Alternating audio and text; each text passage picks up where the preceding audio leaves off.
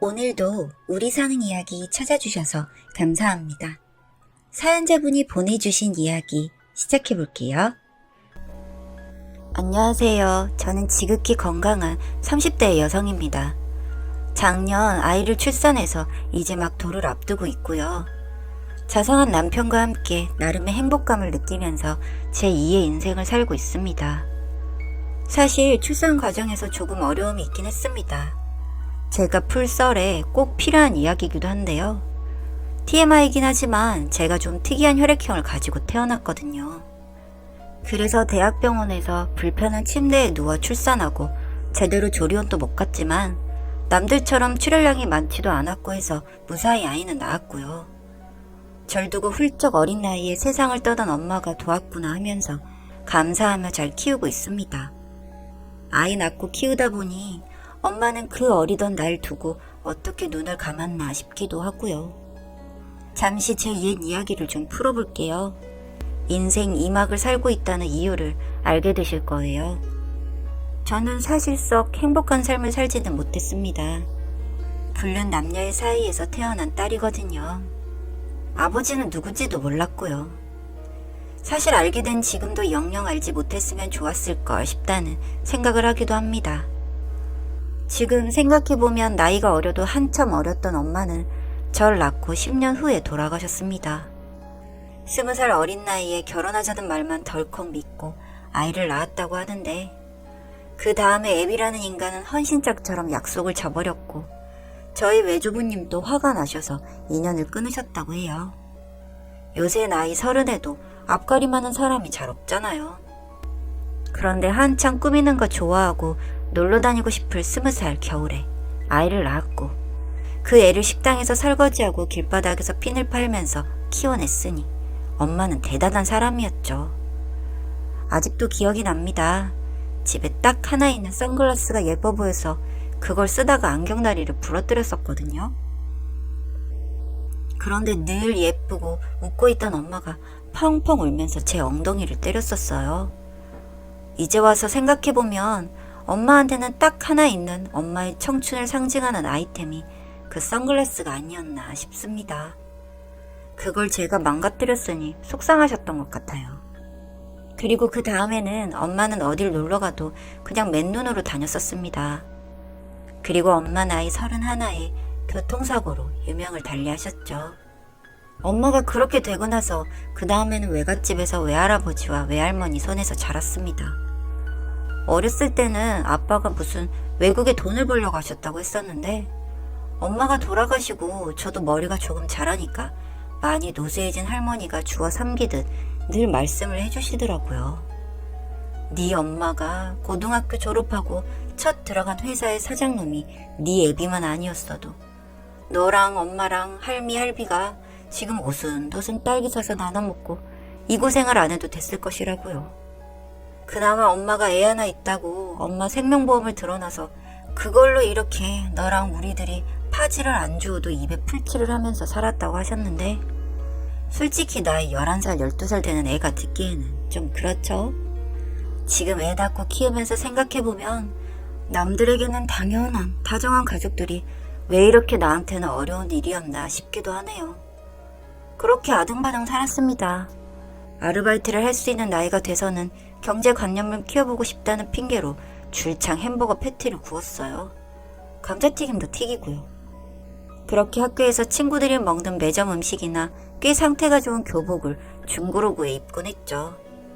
저희 외조부모님은 밥은 잘 챙겨주셨는데 그런 부분은 크게 신경을 안 쓰셨었거든요.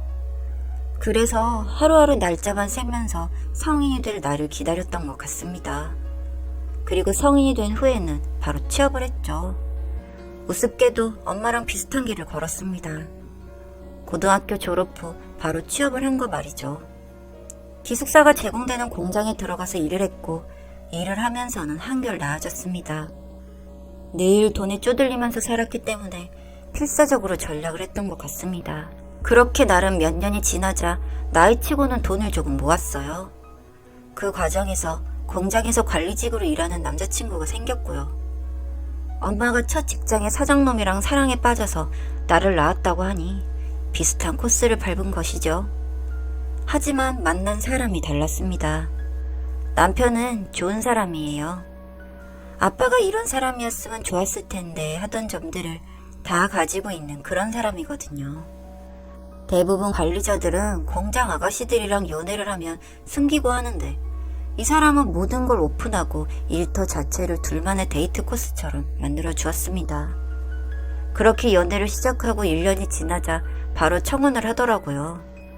저는 나이가 어리고 남편이랑 8살 차이가 나는 상황이었기 때문에 많이 망설였던 게 사실입니다만 남편의 그 듬직함에 한번 기대보자는 생각에 일을 그만두고 서울로 발령이 난 남편이랑 신혼집을 차렸습니다. 그렇게 만난 시댁은 제가 꿈꿔오던 화목한 가정 그 자체였습니다.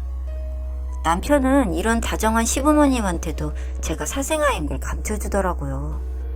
지금 당장은 좋을 수 있지만 나중에 더 친해지고 나면 그게 당신의 약점이 될 수 있으니 내가 감춰주겠다고요.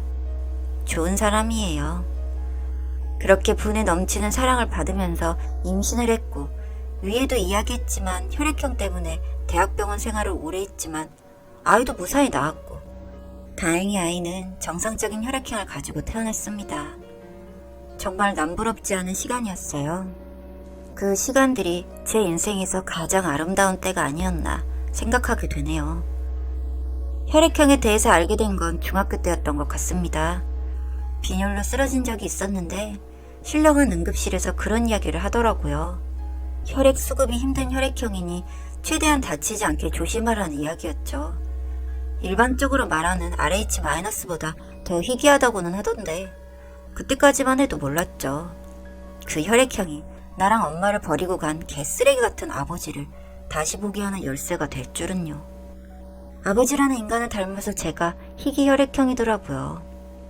올해 외출도 못하고 집에서 육아로 노력하고 있는데 정말 생판 모르는 번호로 전화가 왔습니다.